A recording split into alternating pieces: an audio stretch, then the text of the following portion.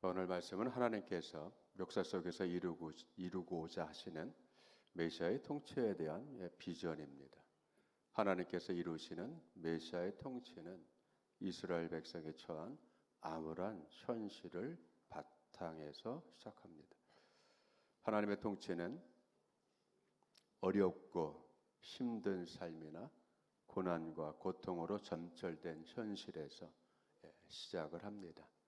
그렇기 때문에 하나님의 통치는 희망의 비전이 됩니다. 오늘 본문을 읽으면서 유념해야 될 점은 이 메시아의 비전은 시간에 제한을 두지 않는다는 사실입니다. 주님이 다시 오실 때까지 영원한 소망으로 살아있다는 것을 알아야 됩니다. 또한 하나님의 일하시는 그 방식을 우리가 또 이 말씀을 통해서 배워야 합니다. 첫 번째 배워야 될 것은 하나님의 구원은 아주 작고 미약하게 시작을 합니다. 그러나 매우 강력하다는 사실입니다. 작고 미약한 시작을 통해 메시아의 정체성을 우리는 알 수 있습니다. 메시아의 정체성을 나타내는 낱말은 이새의 싹, 또 이새의 뿌리입니다. 1절의 말씀을 보시겠습니다. 이새의 뿌리에서 한 싹이 나며 그 뿌리에서 한 가지가 나서 결실할 것이요. 여기서 사용된 줄기, 즉 이새의 줄기에서의 줄기는 나무꾼이 베어버린 나무의 구루터기를 말하는 겁니다. 그냥 살아있는 큰 나무의 줄기에서 가지가 나오는 것이 아니라 밑동까지 다 잘려서, 그죠? 바닥에 볼품 없이 구루터기 잘려진 밑둥만 남아 있는 그것은 이미 절망이고 이미 끝이고 또 더 이상 소망이 없는 멸망의 상태를 나타냅니다. 그런데 거기서 새 싹이, 새 움이 돋아난다는 것입니다. 뿐만 아니라 구루터기에 흙에 묻혀있는 뿌리에서 또 새로운 가닥이, 줄기가 땅을, 흙을 뚫고 나오는, 그러면서 큰 결실을 맺는 풍성한 열매를 맺겠다는 것입니다. 여기서 잘려나간 나무의 구루터기와 같은 볼품이 없는 남아있는 상태, 더 이상 소망이 없는 이 상태는 강대국에 멸망당한 이스라엘을 상징합니다. 현실적으로 이스라엘은 망해서 역사에서 사라졌습니다. 완전히 끝이 났다라고 하는 것입니다. 그러나 하나님께서는 새롭게 이 절단나고 끝나고 망한 이 상태에서 새로운 나라를 일으키겠다라고 하는 것입니다. 그 나라는 하나님께서 보내신 메시아가 통치하게 될 것이라는 소망입니다. 그렇다면 왜 메시아가 다윗의 후손이 아니라 이새의 싹이라고 하는 걸까요? 이새는 다윗의 아버지입니다. 그런데 이새는 베들레헴이란 작은 고을에서 양을 치던 목자였습니다. 양치기 집안에서 양치기 집안, 즉 볼품이 없는 집안이라는 뜻입니다. 양치기는 그때나 지금이나 볼품 없는 직업이고 사회적으로도 비천한 일입니다. 오늘날로 말하면 3D 업종입니다. 더럽고 힘들고 위험하고 밤낮 수고해야 되고 들로 뛰어다녀야 되고 풀을 찾아다녀야 되고 물을 찾아다녀야 되고 들짐승과 싸워야 되고 양을 돌봐야 되고 털을 깎아야 되고 한마디로 힘든 일입니다. 누구도 그것을 존경하거나 높이 사지 않습니다. 그런데 이렇게 볼품없는 미천한 또는 더러운 일을 하는 이 직업은 찬란하고 힘이 있고 권력이 있는 왕가와 비교가 되는 것입니다.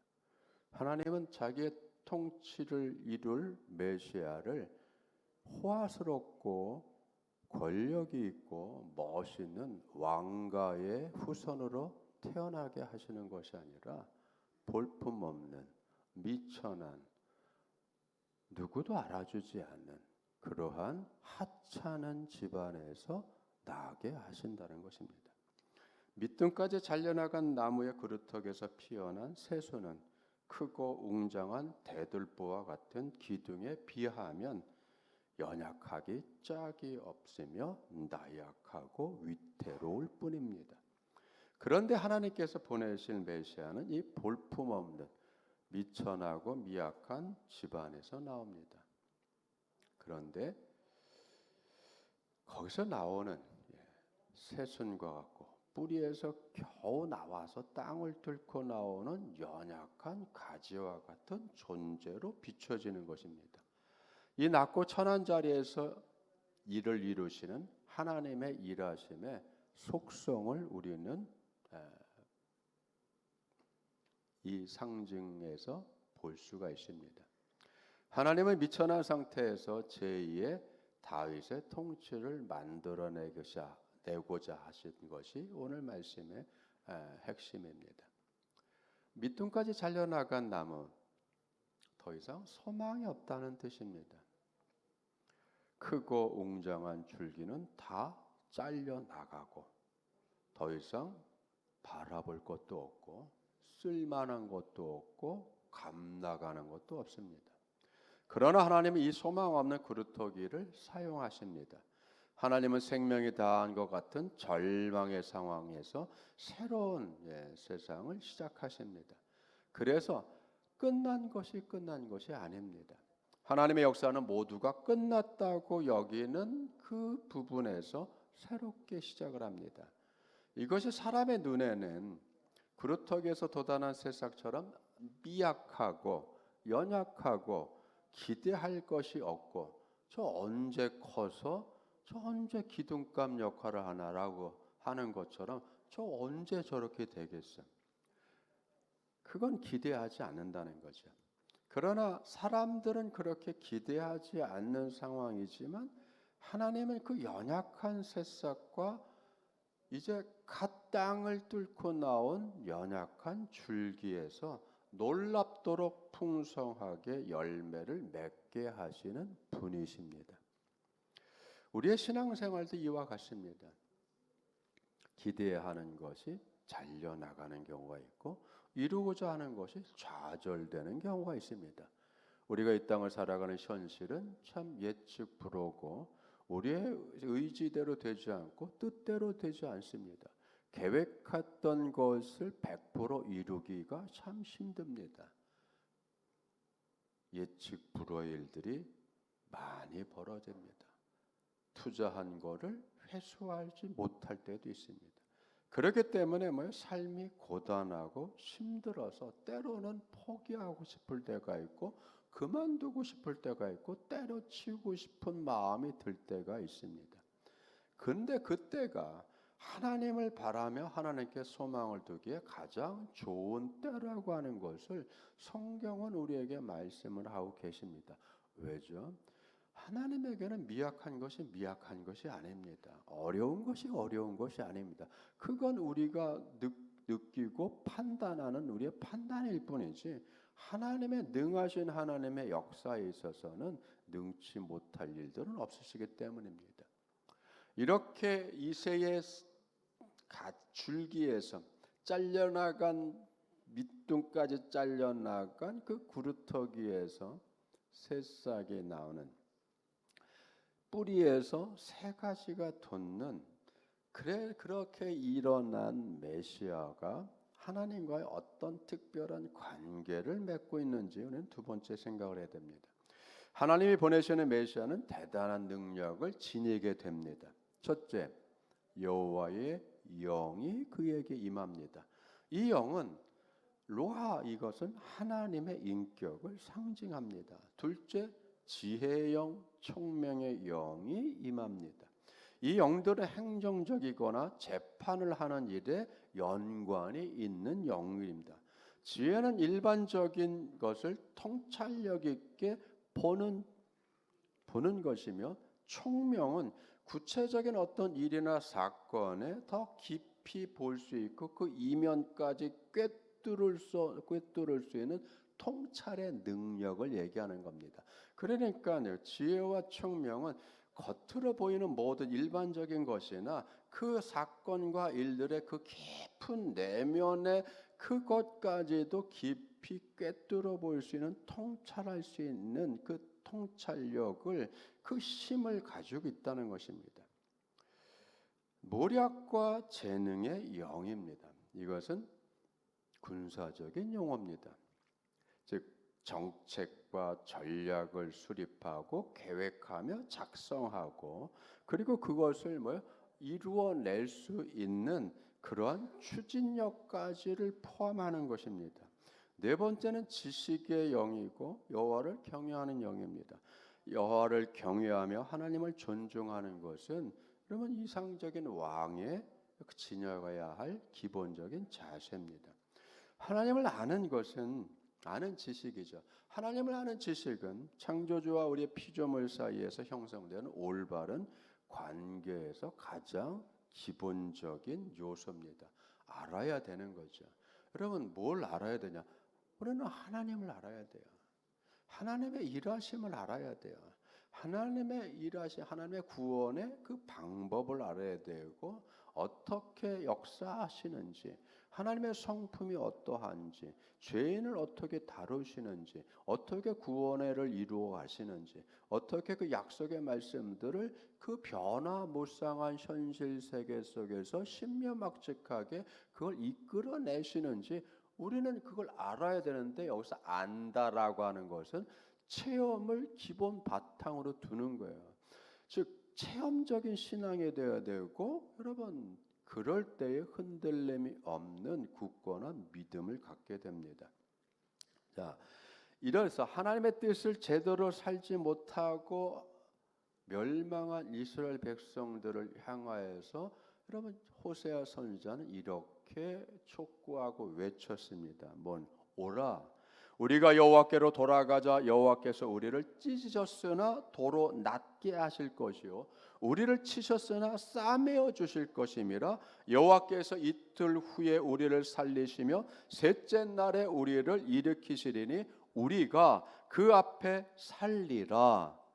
그러므로 우리가 여호와를 알자. 힘써 여호와를 알자. 그의 나타내심은 새벽 빛같이 어김없이 비와 같이 땅을 적시는 늦은 비와 같이 우리에게 임하리라. 그러면서 어김없이 그 때가 되면 비가 내리듯이, 이른 비와 늦은 비가 오듯이 새벽에 이슬을 맺히는 것처럼 정확하게 하나님은 일을 하시고 나타나신다는 거예요.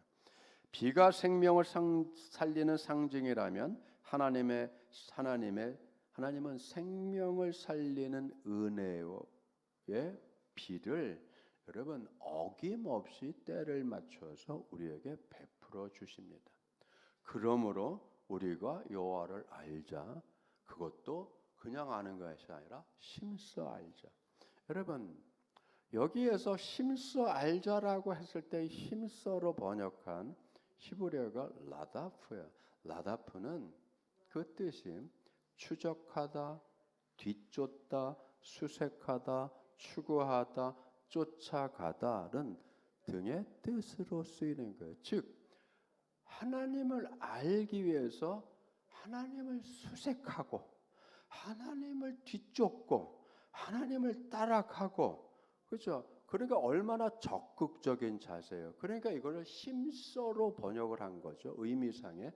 그러면 우리는 하나님을 모든 상황과 모든 일들 속에서 하나님을 찾으려고, 하나님의 일하심을 찾으려고 마치 수색하는 것처럼 그렇게 면밀하게 살펴보고 들여다보고 검토하고 그래야 되는 거예요, 여러분.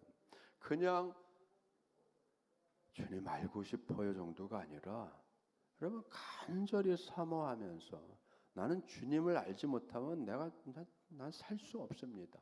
그렇죠, 여러분? 주님을 알지 못하면 주님을 인식하지 못하면 나는 숨을 쉴 수 없습니다. 여러분 그렇죠? 하나님을 인식한다는 것과 사는 것은 같은 겁니다. 그렇기 때문에 내가 살기 위해서 우리가 살기 위해서 심서 주님을 찾아야 되고 주님을 쫓아가야 돼요. 주님을 뒤따라가야 되는 겁니다. 성도는 하나님을 알아야 그분과 바른 관계를 유지할 수 있을 뿐만 아니라 복을 받는 삶을 살아갈 수 있게 되는 것입니다. 하나님을 안다는 것은 진리를 터득하고 삶에 적용하는 능력과 의지를 지닌다는 뜻입니다. 그래서 시편 14편 4절에 여러분 죄악을 행하는 자는 다 무지하다. 여러분 무지하기 때문에 죄악을 저지르는 거예요. 자기가 하는 일이 뭔지 모르기 때문에 자기의 욕심이 자기를 어떤 파국으로 이끌어가는지 모르기 때문에 여러분 그러니까 여러분 죄가 뭐예요? 무지가 죄예요. 모르는 게 죄인 겁니다. 여러분. 그 중에서도 가장 큰 게 뭐예요? 하나님을 모르는 게 큰 죄죠. 무식이 죄란 말이에요. 악인들이 하나님에 대해서 알았다면 자신들이 하는 짓을 계속 하겠습니까? 그만두지요. 이것이 성경이 강조하는 말씀입니다. 하나님을 아는 지식은 여호와를 경외하는 데서 비롯되고, 그런데 여호와를 경외하는 것조차도 우리가 스스로 할 수 있는 것이 아니라 하나님이 주시는 은총의 결과가 되는 것입니다. 그래서 하나님은 시작이며 끝이 되는 것입니다. 우리로 하여금 감동도 주시고 우리로 하여금 일깨우는 여러분 인식하게도 하여 주시고 우리로 하여금 깨닫게 해 주시고 자복하게도 해 주시고 내가 얼마나 어리석게 살아왔는지도 알게 해 주시고 그러한 베풀어 주시는 알게 해 주시고 깨닫게 해 주심으로 인하여서 결국은 하나님께 순종하며 하나님을 경외하며 그분을 존중하며 살아갈 수 있는 믿음의 자세를 우리가 갖추게 되게 되는 겁니다. 세 번째 우리가 생각할 것이 뭐냐면 하나님의 영을 받은 이렇게 7가지의 영, 하나님의 영, 지혜의 영, 총명의 영, 재능과 모략의 영, 하나님을 아는 지식, 하나님을 경외하는 이 모든 7가지 영을 받은 메시아가 또 그 이삭의 싹이 무슨 일을 하냐? 어떤 일을 하는 걸까요? 첫째, 하나님의 영을 받은 이삭의 싹인 메시아는 여호와를 경외함으로 자기의 가장 참다운 즐거움을 삼습니다. 여러분, 이건 지극히 개인적인 거예요. 여러분, 내가 하나님과의 개인적인 관계에서 하나님을 경외하고 하나님을 존중하는 것을 기쁨으로 삼을 줄 아는 여러분 그것이 참 고귀하고 정말 가치 있는 것입니다. 그렇기 때문에 이 메시아는 하나님을 경외하는 것을 참 즐거워하고 자기의 기쁨으로 삼아요. 두 번째, 하나님의 영을 받은 이삭의 싹의 메시아는 공정한 판결, 공정한 심판을 합니다. 눈에 보이는 대로 판결하고 들은 대로 하는 것이 아니라 이건 뭐죠? 이건 오류가 벌어질 수 있는 거죠. 보이는 대로 듣는 대로 여러분 이건 표피적인 부분이란 말이에요. 그냥 그 현상대로 그냥 판단하는 것이 아니라 그 이면에까지 들여다보면서 왜 이런 일들이 벌어질 수밖에 없었는지에 대한 그 과정과 원인까지, 즉 원인과 과정의 결과 모든 것들을 면밀히 살펴보고 그래서 모든 면에서 신중을 기하여서 문제의 심층까지 들여다보며 살필 수 있는 여러분 그런 자세를 갖는 거예요. 한쪽으로 그래야 기울어지거나 치우치지 않게 되는 겁니다. 공정한 재판은 여러분 양당 간의 모든 것들을 면밀하게 검토해 본 다음에 벌어지는 거예요. 메시아의 판결은 가난한 자에게도 공정하며 정직으로 세상에 억눌린 자를 판단합니다. 가난한 자들, 여러분 구약 성경에서 늘 가난한 자들, 고아와 과부와 이 외국인 나그네, 이 가난한 이 사람들은 뭐 울타리가 없고 보호자가 없고 지지 세력이 없는 호를 단신으로 이 험한 세상을 자기 혼자 고독하게 외롭게 누구의 도움 없이 살아가야 될 그런 그런 사람들을 얘기하는 거예요. 그러니까 무시도 당하고 그러니까 누가 도움도 안 되죠. 천덕꾸러기 같이 그 사회에 귀찮은 존재들이 됩니다. 그래서 뭐 아무나 막대하게 되죠. 가난하기 때문에 어떻게 취급합니까? 볼품없이 취급을 합니다. 그렇기 때문에 억울한 일이 있을 때 누가 공정한 판결을 내려주겠어요? 안 해줍니다. 그럴 때 가난한 자에게도 공정하게, 억눌린 자에게도 공정하게, 이게 굉장히 중요한 거죠. 무전 유죄가 되고 유전 무죄가 되는 이 세상에서 돈과 권력과 인간관계로 판결이 휘둘릴 수밖에 없는 그러한 세상에서 메시아는 그렇게 하지 않는다.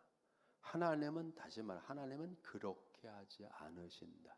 여러분, 또 거꾸로 얘기하면 가난하다고 더 덮어놓고 또 편들어주고, 억눌렸다고 또 더 편들어주고, 이것도 안 하는 거죠, 여러분.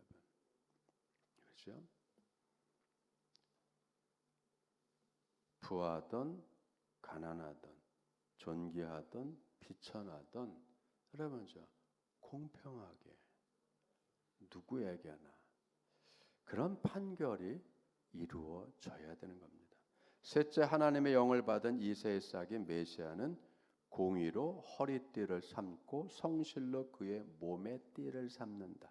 여러분, 띠라고 하는 것은 벨트, 여러분 허리띠, 옷매무새를 하는 이거를 얘기하는 것이 아니라 어떤 행동을 계시하기 위해서 만반의 준비를 하는 의미가 띠를 띈다라고 하는 겁니다. 만반의 준비죠. 만반의 준비. 그럼 메시아는 통치를 하기 전에 뭘 준비하나요? 먼저 공의와 성실함을 행하며 살고자 최선의 준비를 다하는 겁니다. 살아가는 이러한 자세가 메시아의 자세예요. 모든 일들을 공의와 성실함으로 행하고자 준비하고 다짐을 갖고 그렇게 훈련이 되고, 그렇기 때문에 어떻게 합니까? 그 권위는, 사람의 말의 권위는 말을 옳게 해서 바른 말을 해서 거기서 권위가 나오지 않습니다. 그 사람의 말의 권위, 여러분 그죠? 판사의 말의 권위, 사법부의 말의 권위, 행정부의 말의 권위, 그 권위는 그 자리에서만 나오는 게 아니죠. 뭐에서 나옵니까? 행실에서 나옵니다. 행실에서 나오는 거예요.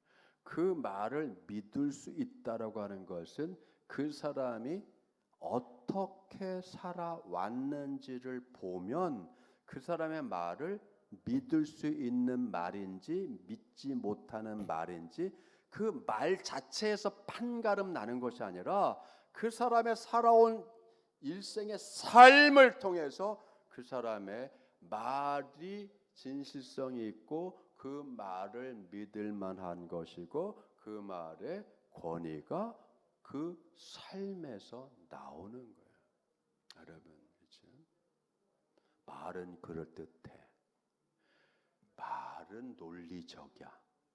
그런데 실제적인 삶은 자기가 말한 것과 정반대의 삶을 살아왔다면 그 말은 거짓이고 속이는 것이 되고 사기를 치는 말이 되는 겁니다. 여러분, 그럼 메시아는 그렇지 않다는 거예요. 즉 하나님은 그렇지 않다는 거예요. 하나님은 시건하지 않잖아요. 말을 바꾸지 않으시잖아요. 여러분, 그렇기 때문에 하나님을 믿을 수 있고 우리가 의지할 수 있고 하나님은 그래서 우리에게 구원이 되시는 것입니다. 하나님은 이새의 싹이며 이새의 뿌리인 가지 그 메시아에게 부어주신 이 7가지 영을 주셨고 그 능력으로 하나님을 온전히 그 메시아는 경외하며 하나님과 깊은 교제를 이어갑니다. 그리고 공의를 행하며 공정한 판결을 이끌어 내는 것입니다. 판결이 공정하지 않기 때문에 세상이 시끄러운 거예요. 판결이 공정하지 않고 치우쳐 있기 때문에 불만이 생기고 불평이 일어나고 그리고 여러분 사회적인 불안을 만들어내게 됩니다. 메시아는 세상의 모든 혼란의 원인을 제거하고자 합니다. 그 혼란의 원인이 뭐죠? 불공정인 겁니다. 이미 마당이 운동장이 기울어졌어요. 기울어진 상태에서 무슨 공정한 경기가 벌어지겠어요? 그건 그렇지 않습니다. 진리에서 벗어난 거짓들을 주님은 제거하고자 하시는 겁니다. 이러한 메시아의 행위가 하나님의 권위와 통치를 대신하는 참다운 종의 모습임을 우리가 이 말씀을 통해서 비전을 받습니다. 이러한 구원의 메시아의 통치가 새로운 한 주간 여러분의 삶과 여러분의 가정에 언제나 임하기를 축원합니다. 공정하게 다루시고 억압된 것은 자유케 하시고 눌린 것은 풀어주시고 그리고 힘들 때에 도움 주시고 어려울 때 윤택하게 해주시고 생명력을 더하여 주시고 여러분을 더욱 주님의 진리의 길로 생명의 길로 이끌어 가주시는 그 은혜가 한 주간 충만하기를 한 번 더 축원드립니다. 기도하겠습니다. 은혜가 충만한 아버지 하나님,